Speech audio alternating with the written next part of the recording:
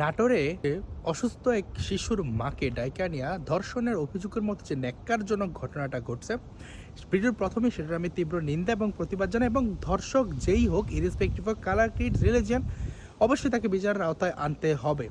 এবং দেখেন যে ঘটনাটা ঘটছে, একজন অসুস্থ বাচ্চার মাকে, মহিলাটা মুসলিম, এবং তাকে জোরপূর্বক ধর্ষণ করছে অনিল নামের একজন, এবং তার দুই সহযোগী অমিত প্রাঙ্গণ সেটাকে ভিডিও ধারণ করছে, এমন একটা অভিযোগ উঠে আসে। এবং সেই ঘটনার পরবর্তী সময় তাদের তিনজনকে সেই নাটোরের হসপিটালে আটক করা হয় এবং সালিশের মাধ্যমে ছেড়ে দেওয়া হয়। ওই মহিলা তখন বলে যে মামলা করবে না। পরবর্তী সময়ে ব্যাপারটা জানাজানি হওয়ার পর পুলিশের সহায়তা তারা মামলা করে, এবং অবশ্যই মামলা হওয়া উচিত। ধর্ষকের অবশ্যই শাস্তি হওয়া উচিত। যেখানে বাংলাদেশে প্রতিনিয়ত সাম্প্রদায়িক উস্কানি দেওয়া হইতেছে, সেখানে এই ঘটনাটা অবশ্যই সাম্প্রদায়িক উত্তেজনা। এখন এই ব্যাপারটা নিয়ে দেখবেন যে এখানে আমার আসলে অ্যাজ এ হিন্দু হিসেবে আমার এখানে ওন করার বা লুকানোর কিছু নাই। কারণ দেখেন, আমার ধর্ম কখনোই নারীর প্রতি যে সহিংসতাকে প্রমোট করে নাই, বা আমার এমনও কোনো কাপুরুষিত প্রবৃত্তি নাই যে একটা ধর্ষককে আমার সেভ করতে হবে। দেখেন, আমি এমন না যে নোয়াখালীতে নিরীহ হিন্দুদের উপর গণহত্যা হয়েছে, হিন্দু ধর্ষণ হয়েছে, সেটাকে আমি টিএমডি হ্যাশট্যাগ ক্যাম্পেইন দিয়ে ওন করব, যে গোলাম হুসাইনিকে আমি ওন করব যে নিরীহ হিন্দু নারী ধর্ষণের সাথে জড়িত। অবশ্যই না। আমার ধর্মে, আমার কালচারে আমি যদি আইডিয়ালাইজ করতে পারি, এমন হাজার হাজার শত শত মানুষ আছে। আমার কালচারে সে শিবাজির মতো মানুষ আছে যারা যুদ্ধে পরাজিত হওয়ার পরে যখন উপঢৌকনের সময় নারী পাঠানো হয়, তাকে মায়ের মতো সম্মান দেওয়া হয়েছে।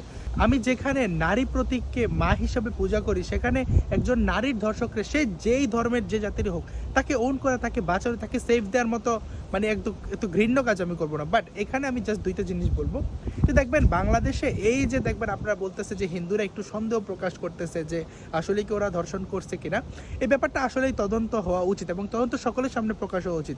ওই যে যে সুইপার, পরিচ্ছন্নতা কর্মী, তারা কি আসলেই সেখানে ধর্ষণের ঘটনাটা কতটুকু সত্য, আমি এখানে বলতেছি না অসত্য, আমি চাই যে প্রপার তদন্ত হোক এবং তারা কি কেন করলো বা এটার পেছনে কারো ইন্ধন আছে কিনা। কারণ দেখেন, আপনি বাংলাদেশে এটা অলওয়েজ হয়ে আসছে, যেমন এক হুজুর, সে নিজে যায় অপহরণের নাটক সাজায় উলঙ্গ হয়ে শুয়ে বলছে তাকে হিন্দুরা করছে।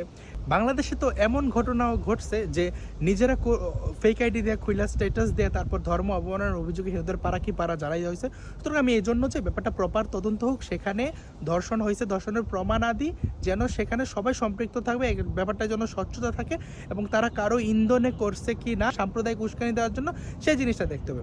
দ্বিতীয় কথা হলো, আমরা যেমন একটা নারী ধর্ষিত হইলে সেটা কথা বলি, এবং অনেকে বলে যে সেখানে হিন্দু নারী ধর্ষিত হইলে বলি, কেন বলা লাগে? দেখেন, একটা হিন্দু নারী যখন ধর্ষিত হয়, তখন নানানভাবে সামাজিকভাবে প্রেশার দেওয়া হয় সেই পরিবারটাকে। এবং খুব সম্ভবত কেন আমি সংখ্যাগরিষ্ঠের কথা বলি, কারণ সংখ্যাগরিষ্ঠের একটা আলাদা সামাজিক প্রেশার থাকে, একটা ঐক্যবদ্ধ প্রেশার থাকে, যেটার কাছে সংখ্যালঘুরা সবসময় নিপীড়িত অবস্থায় থাকে।